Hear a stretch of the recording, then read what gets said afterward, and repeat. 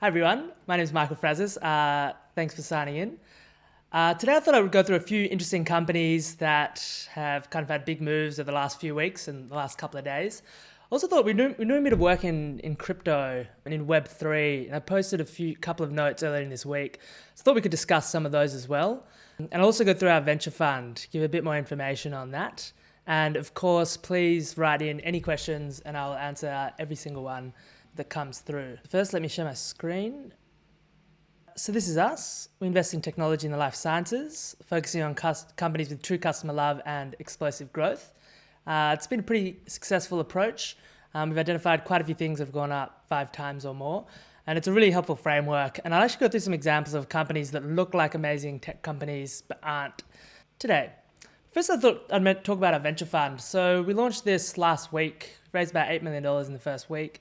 Basically, we were seeing a lot of opportunities through our broker networks and through our personal networks in the private space. Now, kind of a few different ways. We actually thought about, doing a life sciences fund or kind of cutting the funds up in terms of strategy and opening up those.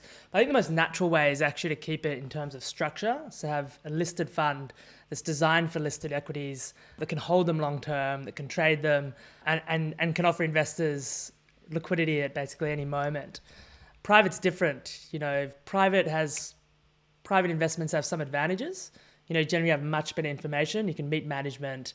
You often can see management models. You have much better access to data. And you also can't trade out of them, which can be a blessing as well as a curse. When you get something right, you really get the full outcome of it. Whereas, we should have probably made more money than we did. We did that because, in a listed fund, you can't really have one stock going to 70 or 80% of your fund. It's not really fair on people because, you have an open fund where people are coming and going at all times. And it's not really what you're trying to do either. But in private land, you kind of have to do that because you can't just trade in and out of things. So it's a blessing and a curse. So we made a number of investments ourselves. They're pretty successful. We made a fair bit of money. So we thought we'd open that up to investors in the main fund. So if they want to be part of those private deals that we're doing, they're very welcome to come along for the ride. And so far, we've had a pretty good response from that, even though we only just opened it up. Now, I think the most important thing about the private fund is to note that it works really well with a current fund. And the reason for that is it means that we get to see basically everything. Because we're active in the market, if we see something good, we try and invest in it. We do try and say yes rather than say no all the time. And it does give us access to the fastest growing companies very early in their life cycle. We get to meet management, we get to understand them.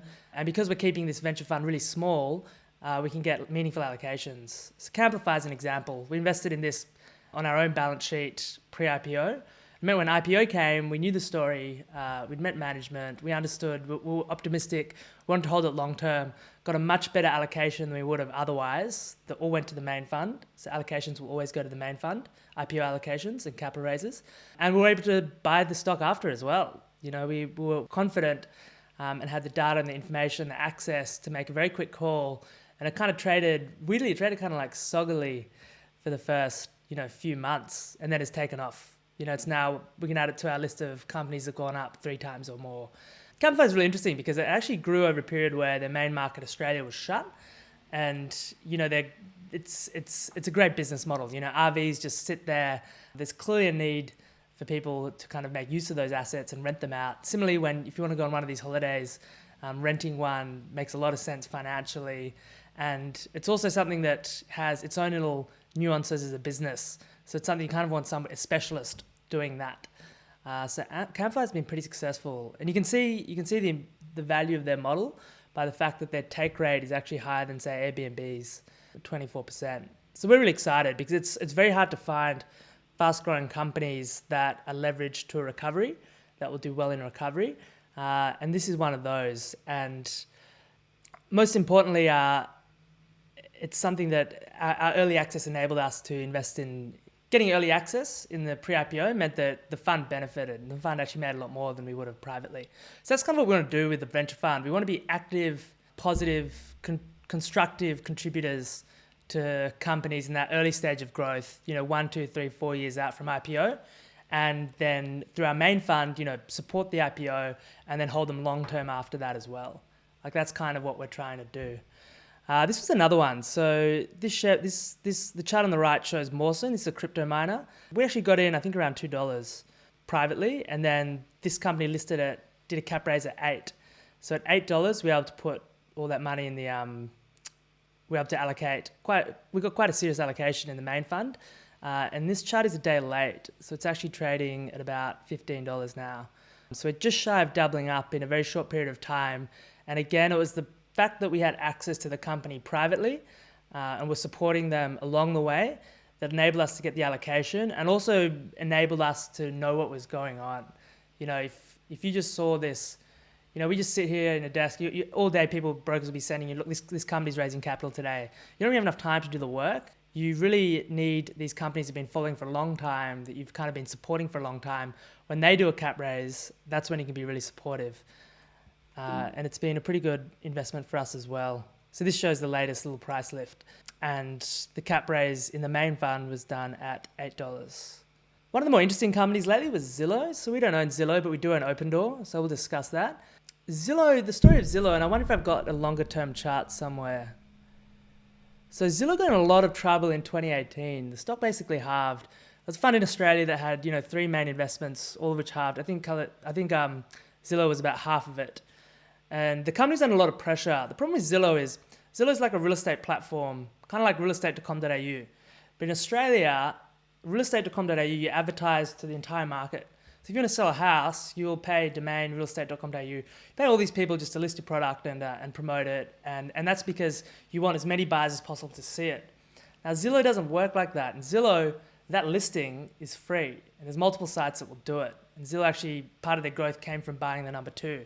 Part of their growth came from acquisition, not the good organic stuff that we like. And so Zillow's business model is actually through the agents. In the US, you have sellers and buyers agents. And so Zillow gets a share of their revenue, and the agents use Zillow to market themselves. So if you look at a house, you can then advertise yourself as an agent. So on one hand, in Australia, you've got realestate.com.au, which is advertising to everybody. In the US, you've got a model that's effectively advertising to a tiny group of agents. And it's good business. It's profitable, high margin, but saturated. There's no international plans. They bought the number two, and the top line kind of stopped growing. And you've got a problem. If you're losing a ton of money, and we're super comfortable, the right company that's investing heavily and growing super fast, like that is our sweet spot. Like we know how to analyze these. We've analyzed them again and again. This is an example of a company that looks like a tech company, but doesn't have that explosive growth and is still losing money. So the return on investment is really low. So what happened around 2018, there was a CEO there who came and was paraded around Australia.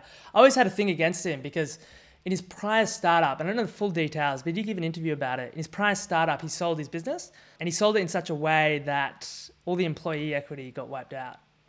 And so in venture capital, often when VC funds put money into companies, they'll give themselves preference shares. So if there's a round and an equity sits above that. So let's say there's a down round and the value cuts in, not at the preference share, not the equity somewhere below, cuts in the preference shares, equity holders get wiped out. And that's fine. There's nothing wrong with that. But I think if your employees are sitting in the equity piece, you have to look after them. Like it should be kind of employees first, debt holders, protected equity people, then equity. I think if you do a deal that wipes out the employees, and remember, management is always fine because management has to get paid to do the deal. Whenever these companies are restructured, there's always something carved out for management. Management is fine. But if you construct a deal such that you get paid and your employees lose everything, I think that's like really poor character, really poor form. And this was a Zillow CEO that everyone was paraded around Australia like God's gift. But anyway, the stock basically halved in 2018. And then they came up with this idea that they'd copy Opendoor's instant buying model. And that was a huge shift. Now, what that did is it meant they could say that a huge TAM, it's like we have an enormous TAM, we got the entire US real estate market, and it caused a huge uplift in growth. I wonder what else I've got. A huge uplift in growth. Obviously, you're a fund manager and a stock does this. I mean, the main fund that has a huge position there would have cashed out possibly, a small fortune in that rise. And Zillow was never making money on these things. They're losing money, but they're promising the world. And that caused that rip. And it wouldn't have just been the funds, it was also management. So if you look in the middle here, you've got share-based comp since, say, 2018. And I know it's kind of mid-2018, but anyway, let's just take 2018. That's $550 million of share-based comp that was paid out. And some of that would be options. So the dilutive effect of that would actually be higher. So in 3 years, you basically you're under a huge amount of pressure. Stock's down 50%. You then go, okay, we're going to go in this new business. Share price rockets. 3 years later, you've paid out over $500 million to the management team. The funds that wrote it on the way up would have probably crystallized their fees at some point along that. I guess we probably shouldn't talk too much, since if we did something similar, it would be the same. So I can't criticize them too much for that, but I will criticize them for then winding up the business.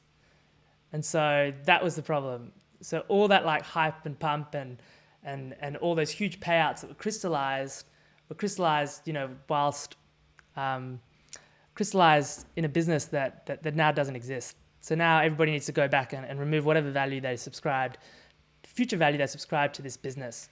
And now we have about a 5%, I think it's about a 5% position in Opendoor. So we need to discuss like why we're optimistic on Opendoor when Zillow themselves have come out of the market. There's a couple of things. So this is what the current Zillow CEO, Rich Barton, said. So they said they wanted to be a market maker, not a market risk taker. Now the problem was there's like a 3 to 6 month gap between when you buy and sell. So you are taking risk. You're not making markets. Making markets is slightly different. They said here that their unit was swinging from making 5.7, say 6% to minus 5 to 7%. So huge swing in profit in like kind of the most core basic level of profit. And they've now said that scale would require too much equity capital, too much volatility in earnings and balance sheet, and low return on equity. The other interesting point he said is they've only been able to convert 10% of the sellers who asked for a Zillow offer. So 90% of the people said no. So what almost certainly was happening to some degree is that people were getting their Zillow offer, and if they didn't like it, they weren't taking it. If Zillow was overpaying them for the house, they know the house, they live in it. If Zillow was paying more than it was worth, they know the neighborhood better as well, then they were hitting the bid. So Zillow was getting lifted on all the houses that were poor value, the ones that Zillow would have been getting a good deal, the owners knew and wouldn't have done it. But it kind of gets a bit worse than that. Actually, let's talk a bit more about Opendoor. So the other thing, a huge difference between Zillow and Opendoor is that Zillow is like a high margin, if not growing, it's not growing very fast, but high margin, internet platform. It's very different to kind of buying and selling houses where it's like a low cost, much kind of less pleasant business. It's much less fun being in these kinds of things. And they're completely different cultures. So you think about Zestimates. Zillow's cool thing was that you could type in your house and you get an estimate of the price. People love tracking that stuff. Amazing for traffic. So really good for getting traffic to a website and getting people like engaged and having fun and that's exactly what their original business was. What it turns out it wasn't very good at was predicting actual prices and then transacting on those prices. Now Opendoor doesn't have a lifeboat. They can't turn around and say, actually, we can't do this anymore. They've also been doing it for much, much longer. So they used to charge 12% for these instant offers. They've already cut that down to 5%, but that 5% is fluid. If they need to, they'll raise it. All of their margins had positive earnings, which it meant compare that to Zillow's comments, where sometimes they're making 5%, sometimes they're losing 5% or 6 or 7 in an unpredictable fashion.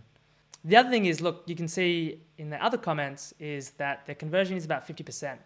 So Zillow was converting 10%, Opendoor's converting 50%. So they're clearly getting it right on the customer side as well as the sale. Now these aren't my charts. These are from, I've put a credit there, www.micdp.com. So have a look if you want to see the original source. But they're pretty interesting. So you can see here in Q3, Zillow has done a huge jump in buying. Now look at this top right. I never know if anyone can see the mouse, but I'm pointing to like the chart on the right, iBuy acquisitions in Phoenix. You can see that Opendoor actually pulled back. It was a soft, weak market. Opendoor pulled back. Zillow charged on. You can see that in this chart as well. You can see the Opendoor cut back hard on their iBuyer acquisitions. Zillow actually increased. Now this is the more interesting part. You can see here the median purchase price in Phoenix, so this market that slowed down, Opendoor dropped their prices while Zillow was raising them. You can see this is quite significant. So in August they raised the average price from $440 to median price from 440 to 480, an extra 40,000. It's about 10%. These are low margin businesses. Opendoor was pulling back. So Opendoor was seeing something in their algorithms to pull back both the buying and the prices at which they are buying, but Zillow did not. So my guess is Zillow bought all these houses and all of a sudden realized they weren't able to sell them. Another interesting one was, this also shows some other data, again from the same site. This isn't my data, this is somebody else's. So buy to list in Phoenix, Opendoor was making 1%. So they just managed to scrape through with a profit in a terrible market. Zillow was losing 6%. In Atlanta, which apparently by the seams of things was going better, Opendoor was making 6.5%. Zillow was making 1%. And if you convert into dollars, Opendoor was at least making $4,000 purchase. Zillow was losing $29,000. So you can see in the data the problems, and you can see that once Zillow started seeing those losses on increasingly large amounts, their hands were tied. This is the problem with Zillow. This is why Zillow had to do this. They had to find some exciting new business they could then promise the world to. The reason for that was their core business was under decline, and it has been declining. It has been weak. It's been kind of ex-growth for quite some time. The average monthly unique visitors declined by 4%, and the visits declined by 4% as well. So you now got a shrinking business, it's losing money, doesn't have their big VC thing. It'd be very hard for them now to pivot and come up with some other new idea, though I'm sure that ultimately strategically they're going to have to find something. But this is a mess. This is not what it's about. This is not good tech investing. This is not a good tech company. It's not like it's worth nothing, but it has been pretty poorly managed, I'd say, and it's not really investable. And the reason I'd say it's poorly managed is there's these huge share-based comp payouts, 550 mil, when you're ex-growth. I think management's job in these roles is to find growth opportunities that at least grows, at least have positive gross margins, and they haven't. But 550 million is a lot. That's a lot of money for a small group of people. It's funny, isn't it? Everyone thinks like in Australia, people think in finance. In the US, you think tech, but corporate America gets paid a fortune. At least probably an order of magnitude, if not 2 orders of magnitude, more than in Australia. Like a mid-tier company in Australia pulling out 550 mil of executive comp in like 3 years is pretty intense. Anyway, so somebody asked about Tesla. Look, Tesla was huge. We had a small position. I think it was about 2.5%, which obviously is now worth 4%. Revenue increased 57%. Everything's just going in the right direction. That 26 gross margin, we talk about customer love. They are doing what Apple is doing. Tesla was always the Apple. They were always the one that everybody was competing, and then they were charging more, and they were just better and doing everything in-house, and look at what happened next. We've shown this chart a lot. So if you look at this one in the middle, if you've watched any of our content, you'll have seen these red bars. Well, we've got another new red bar, 600,000 cars in the first 3 quarters. So not quite a million, but I'm sure they'll crack 1 million soon. So even from when I was showing this chart, there was like 22,000, 50,000, 300,000, 500,000. Could double again in less than 2 years. A downside of this is, and let me just see if I've got the chart. No, I haven't got the chart. I'm giving you a bit of a forewarning of what we're going to discuss.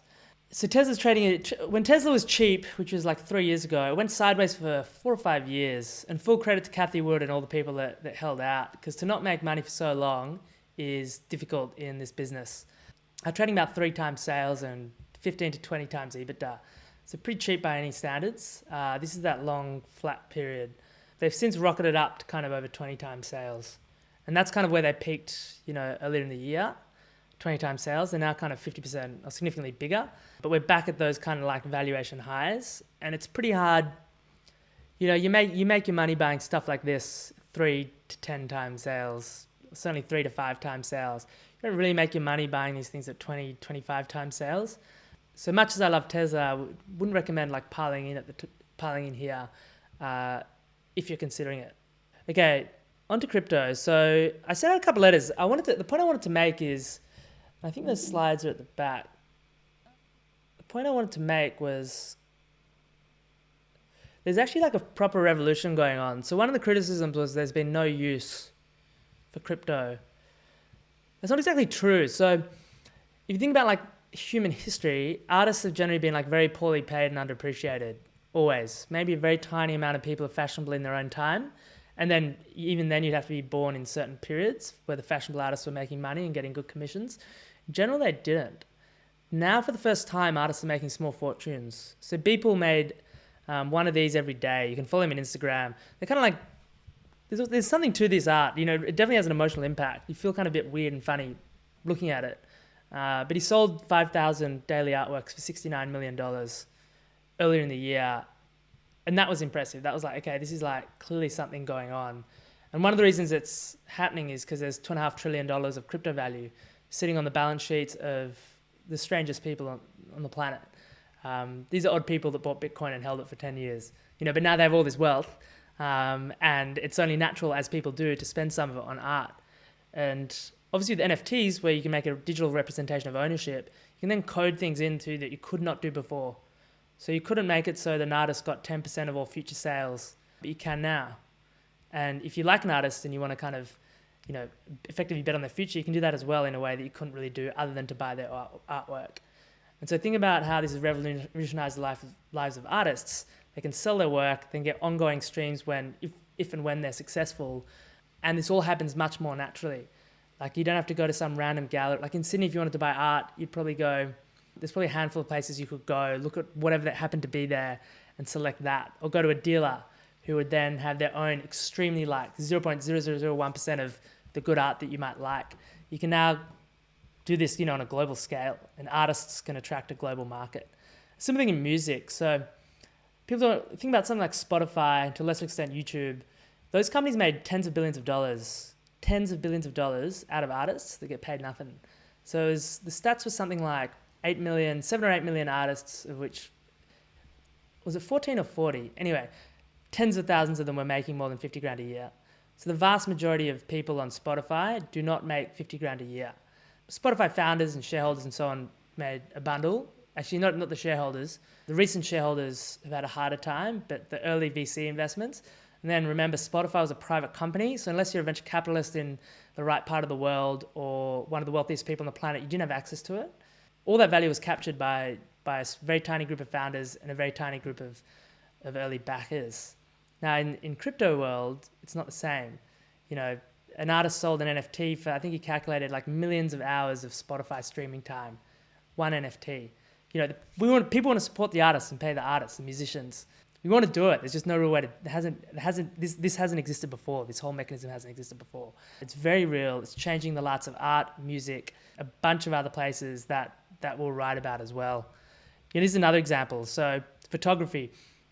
This photo apparently is reprinted everywhere. The photographer Kath gets absolutely no monetary value for it. She sold one NFT for a small fortune, or 700,000, and then she made it open for everybody. And I think this is what's going to end up happening. You know, everything's kind of free. You can download the JPEG, but if you want to say you have ownership, you want to support the artist, you want to grow with their growth in popularity, you can do that now. And this is much better than, say, Adobe, Web2 company, taking everybody's images and then charging people like me when we need to use them $50 a month or $60 a month, and then giving basically none of that to the artists.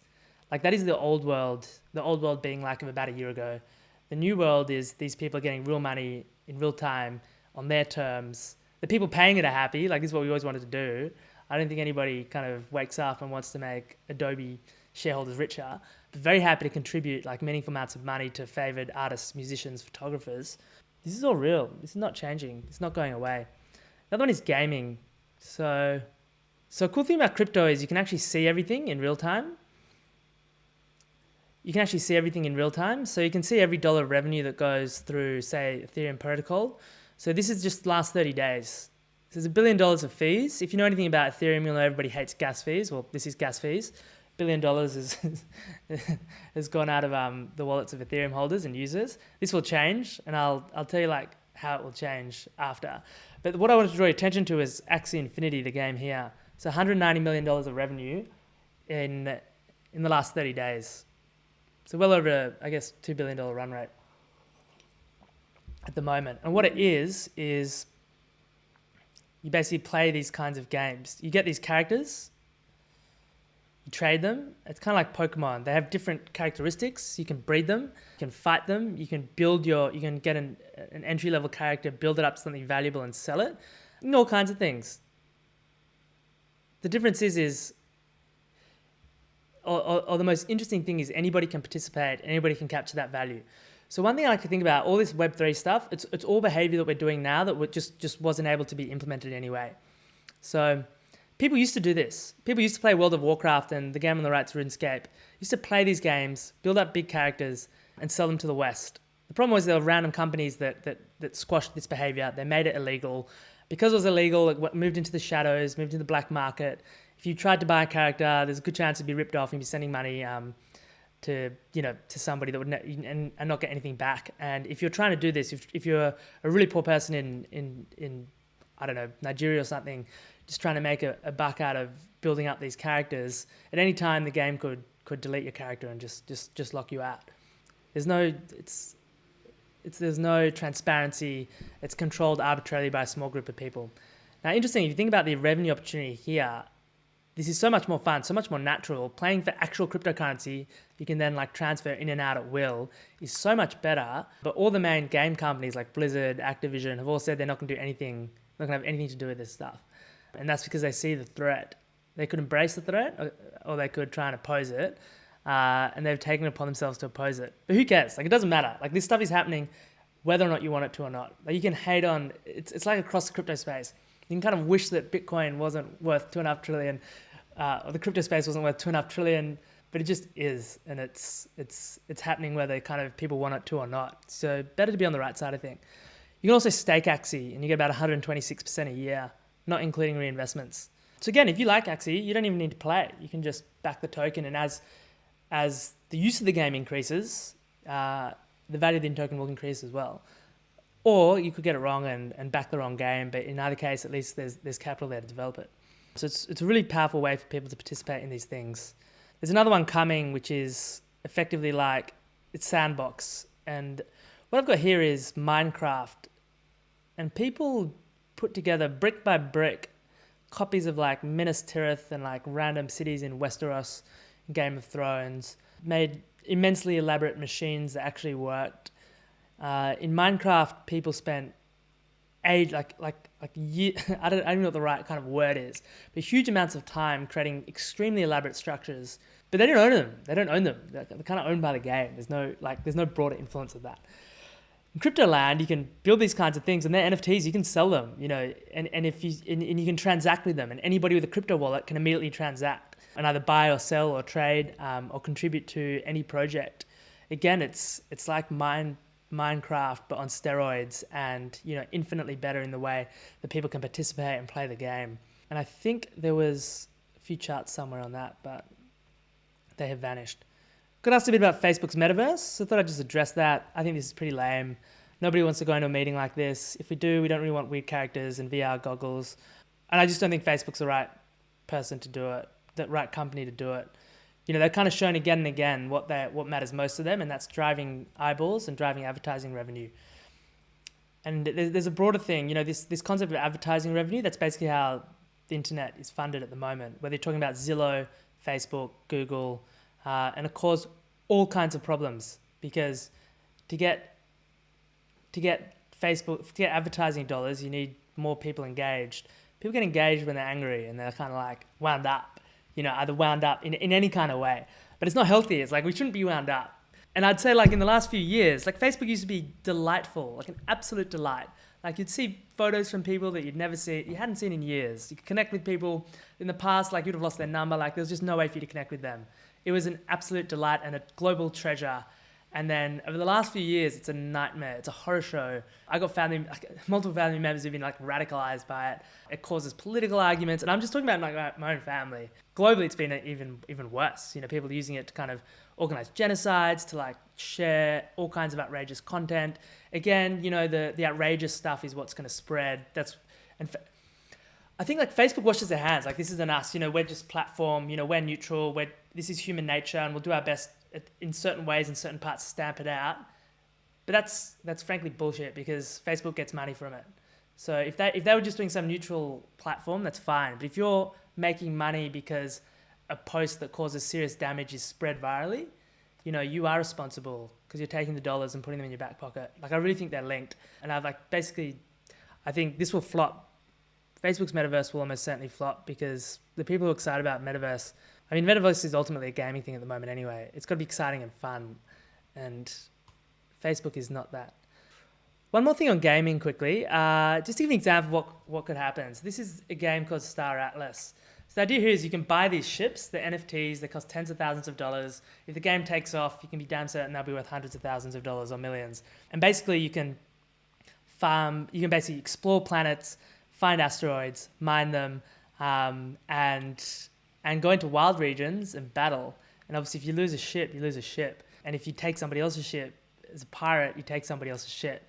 And so imagine how much, these games are heaps of fun. These are like RuneScape, World of Warcraft, all similar concepts, all the most like addictive, engaging games on the planet. But it was all kind of just done for fun. Imagine what it's like when you can mine cryptocurrency and then stake that. And when you go into battle, it's a ship that you've been building up for a few years that's actually worth something. The stakes are just so much higher. It's just like everything. It's nascent behavior. This behavior already existed. Crypto world, it is far more exciting. I'm looking forward to see if this game plays out. What do we have next? We asked about Pinduoduo. So we wrote a bunch of stuff around July, so 3 months ago, about China. Broadly, that was pretty close to the lows. It was like after this big dip. And, Alibaba's done pretty well since then. We've broadly shifted into Coupang, actually.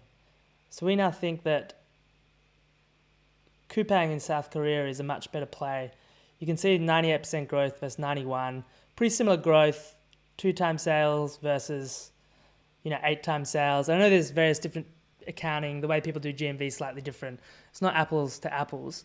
But also, SoftBank is selling, so we know why it's going down. Apparently they took a margin loan out on their entire position, which is classic SoftBank behavior. But when that selling pressure goes, I have no doubt they'll regret those sales. And this is much more exciting.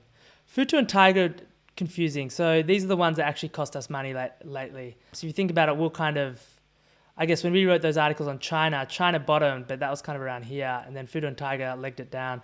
The reason for that is they're kind of in they're in a complex situation. So the way it works in China, there's very strict capital controls. You can't deposit, obviously you need to exchange currency through official channels. But if you're offshore, there's nothing to stop you from buying offshore assets with offshore dollars. And that's kind of situation FUTU is in. So they're taking money you can't deposit Chinese currency with them and then buy US stocks, but you could take US dollar money that you had as a Chinese citizen and buy their stocks. Now these things were kind of like, they're licensed in parts of the world, but not China. There was a movement to say, actually, we need more of this, like more Chinese investing offshore, less Chinese investing in real estate, for all the kind of distortions that was creating, because it was basically the only one of the very few assets that people can invest in the country. At the moment, these are complicated positions. We don't do it often, but we've converted our FUTU position largely to options. I'd say broadly, the risks, there are always risks there. This is a company that the rewards there too. It went from 800,000 users to 1 million users in 3 months. It was doing something right. Of the whole Robinhood craze, all that kind of stuff, of all of those companies, FUTU to me looked by far the best. But there was a risk, as there is in any country, that regulations change. And at the moment, there's like noises. Nothing's changed for them yet, but there's noises that it might. It's very hard to understand what's going to happen. So we've converted it to an option position. And broadly, I'd say this is just one of those ones that, I guess we lost money on it. So certainly can't win every game, every match, every season in financial markets, and that's an example of that. There's a couple other things I want to share. So I thought I'd share some of these charts. So Solana is like the favorite one. So Ethereum, I showed you that $1 billion of 30-day transaction volume played to validators. Solana is basically instant. If you use Solana, you're like, wow, this is what cryptocurrency should have been. Ultra fast, fast enough to use in game as the core of gaming. That Star War kind of game that I was talking about is built on Solana. So everything that happens there is verified by the blockchain. But yeah, wow, this has gone up a lot. I don't want to try and convince anyone to buy this after that kind of move, but it was the one that I always liked the most. Ethereum's also been very strong. There's two companies I thought I'd mention. So everyone knows Coinbase. Galaxy is kind of like, I think, pretty interesting. They're setting themselves up as the investment bank of the crypto world, and particularly in crypto where it's so difficult, it's technically difficult, extremely risky for any institution. There's hacks. If you lose a password, there's no password recovery. It really is wild, but there's obviously huge potential as well. So I think the number one players in all the various categories will do extremely well. So Coinbase, printing cash, it's one of about a 5% position for us. Galaxy is interesting because they've got a venture capital, prime broking, principal investments. They're doing all that kind of extremely profitable investment banking activity, only in a much more profitable world. Kind of like what I imagine investment banking was like 50 years ago. You can see pretty extensive growth. So in Q3, they only grew by 12%, but that was when cryptocurrencies actually went down. You can see that trading volumes went up 90% in 3 months. And it's just ripped in the last few weeks. But very recently, this was like $7-8 billion and they made it about $1 billion. So these are some of the cheapest, fastest growing companies around. And if you believe in the crypto space, these people will do very well with pretty substantial volatility, but that's kind of the game we play. We invest in volatile assets with the highest potential long-term returns. Voyager Digital is another one. This is kind of the fastest growing listed exchange. You can see these crazy numbers here. But again, I'll draw your attention to this. Very profitable and 6 times sales. So this whole space really reminds me of software 5 years ago, where everyone was like, oh my God, I can't believe these stocks have gone up so much. But it was the beginning, not the end. And they're all trading at very high margin, trading at mid-single digit EV sales and making money, obviously, before investments. So there are a couple of companies that I think are actually quite interesting. I'm going to check into the questions. So love to hear your thoughts on FUTU. Gave that, we have options on it.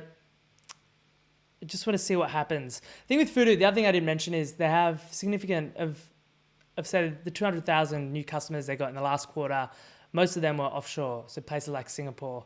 And China has done cryptocurrency bans.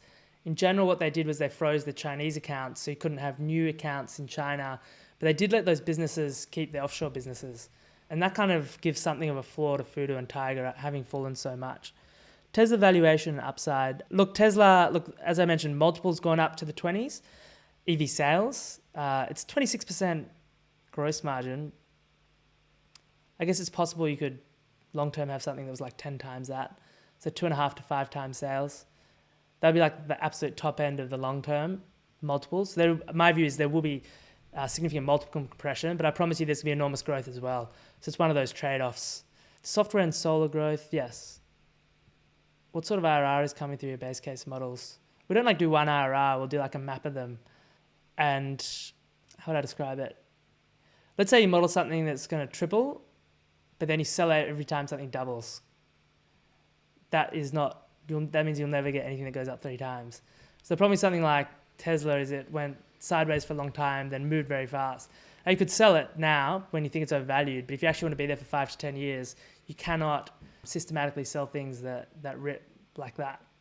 So even though we think in the short term, the upside is probably pretty limited from here, the long-term game is still crystal clear. I think there's going to be a ton more Teslas driving around, that's for sure. Open algos making them better decisions at the right time. Agree with that. Thoughts on Great Resignation and how work is changing? Yeah, look, I think I don't think I have any particular insight on that. I would say, that having 1, 2, 3 days from home seems like the way it's going to go.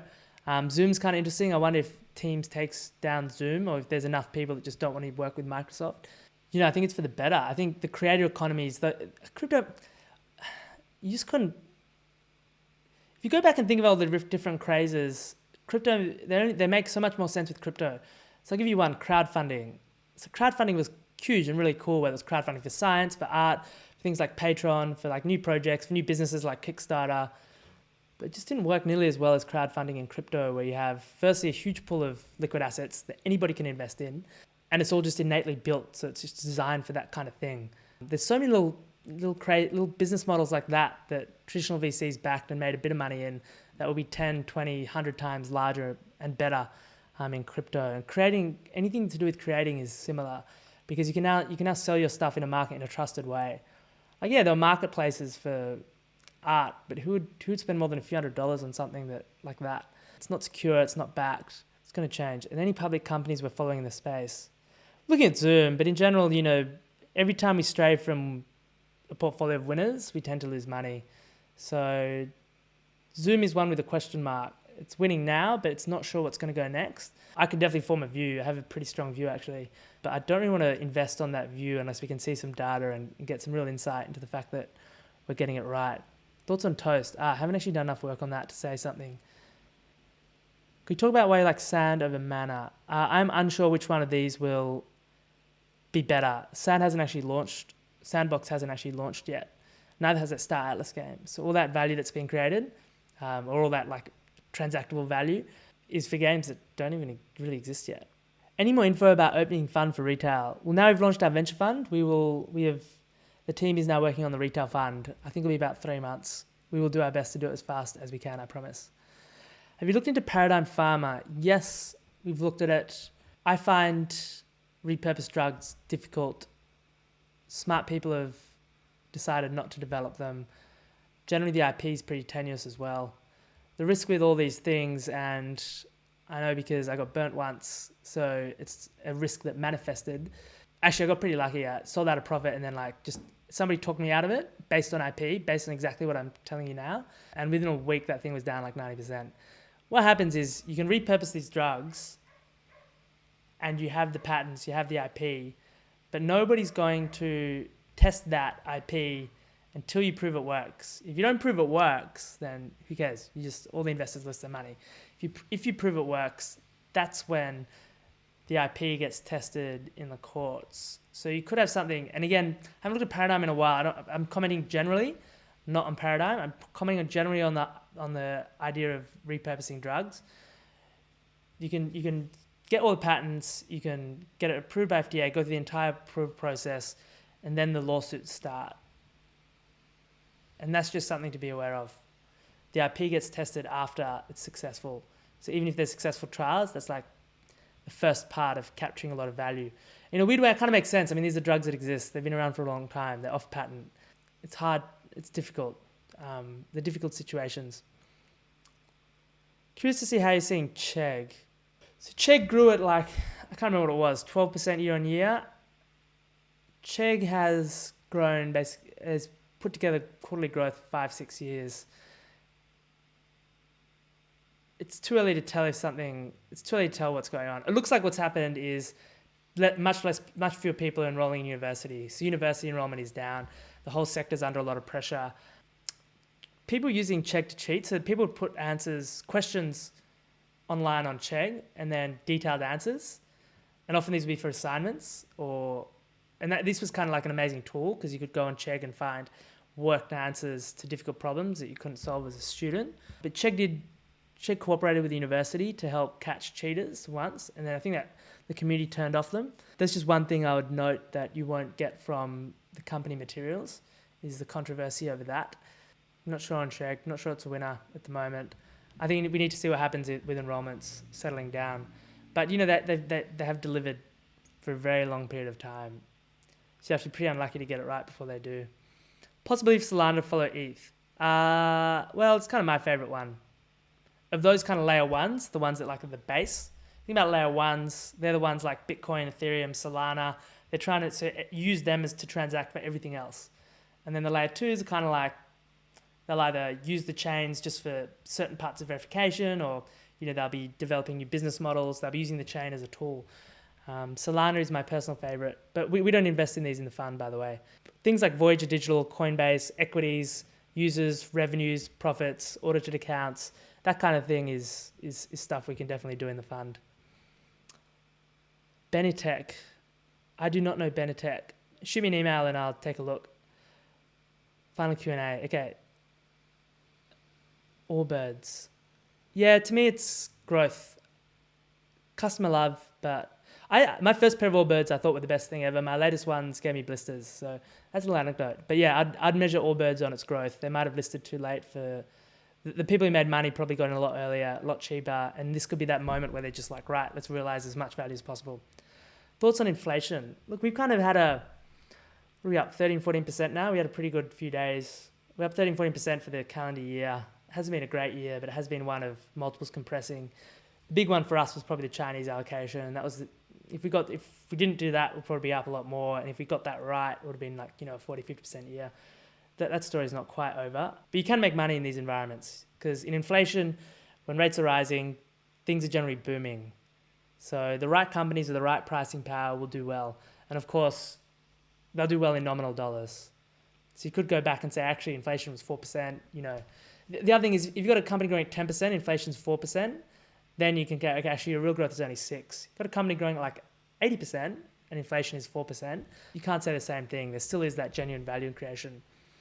Iris Energy. Look, Iris Energy is pretty good. I think we saw it private, but we saw it pretty late in the game. I'm sure the round before us will make a lot of money and they're going to list. We'd invested pretty heavily in Mawson. Look, it seemed high quality as far as I could tell. There's a lot of them coming to market at the moment. Crypto mining is not as straightforward as it sounds. There's issues like every few years, the total revenue of the crypto mining will halve. So you can't use the same valuation tools. And that's because Bitcoin is just designed that way. You can actually track it. So you know the Bitcoin price and you know the hash rate, which determines how much they make. You can track those things. So far, the hash rate has actually not gone up anywhere near what the Bitcoin price has done.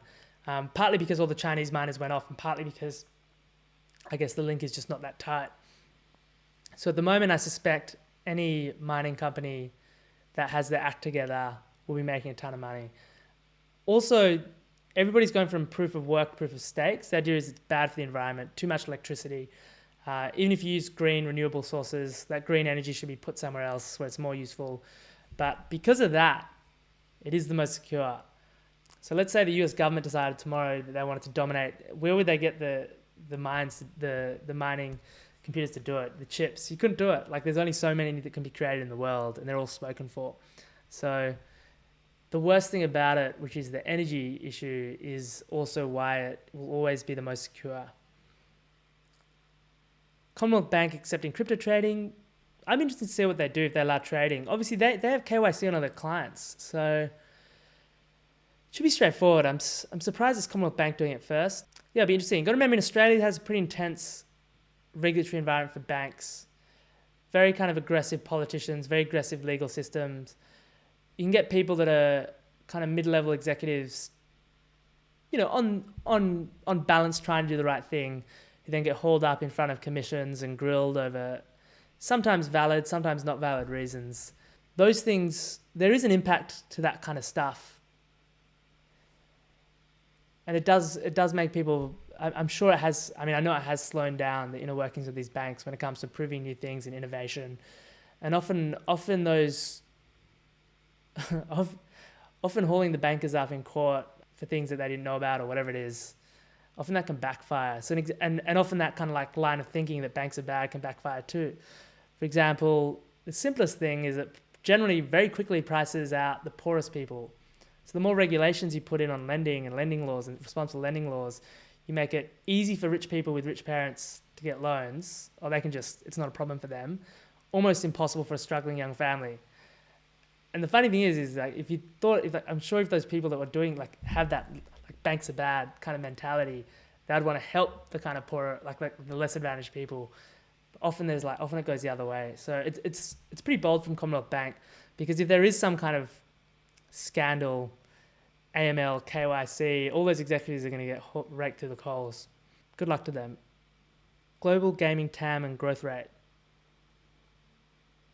Ooh, I'm not sure. I think there's a good question here about what happens when it reverses. Gaming has always had this thing where the amount of money spent on it relative to the time spent on it was out of whack. That's now correcting. I reckon with these crypto games where you're playing for cryptocurrency, there's just so much more involved. Like the stakes are higher, more exciting, more fun. My guess is it's going to dramatically expand the gaming TAM. And there's 500,000 players of Axie in the Philippines. That's 500,000 people like earning money. There's apparently like I don't know the exact number, tens of thousands of them are going to be, making more there than they could on the average wage in the Philippines. I think you're going to see a lot more of that. I think this cryptocurrency thing really balances things out. These are open networks accessible to anybody on the planet. People with lots of time and no money can find ways to convert that into cryptocurrency and then spend that in a way that, you've got to remember, like in Australia and the West, our financial system is very secure. If anywhere in Africa, where there are a lot of people, or South America, or Southeast Asia, in living memory, many of these peoples have had savings wiped, capital controls, even parts of Europe, capital controls like Cyprus. These are things that happen. The fact that you can like convert electricity into global currency or convert gaming time into globally transactable currency, pretty revolutionary and pretty exciting. So I'm going to keep writing some of these posts. We did one on art, music, gaming. I want to address the criminal side of things. Actually, there's an interesting, the main point on the criminal side of things, I predict that there's secret coins that are really good for criminals. So Bitcoin people got in trouble because you can see every transaction. You can go on a Bitcoin scan or Ether scan, every single transaction you can see. And so if somebody got caught, and basically everybody in the Silk Road a lot of people in the Silk Road got caught, you could then see who had transacted with that wallet. And again, it's anonymous, it's pseudonymous, but if that person then had transacted with Coinbase or anything else, you could then immediately identify who had been transacting. There are some cryptocurrencies that hide that kind of stuff, that are secure. So Monero is the biggest one. And you'd think if it was being used for that Monero would be the best performer, but it hasn't. It's really surprising. It's dramatically underperformed. And then the ones like Solana and obviously Ethereum have taken more and more market share from Bitcoin as the whole thing has expanded. And so the criminal use case is much smaller than everybody thought. And that's like a numerical evidence-based reason to suggest that. Yeah, I'll do some more articles on that. Also, we have done a lot of work on the different crypto miners, the listed exchanges, like ways that you can play cryptocurrency in equity markets. And these are the fastest growing companies. And, there will be there's already a bit of a shift between the wealth of people that it reminds me of real estate. So there's some people that just intrinsically don't buy real estate.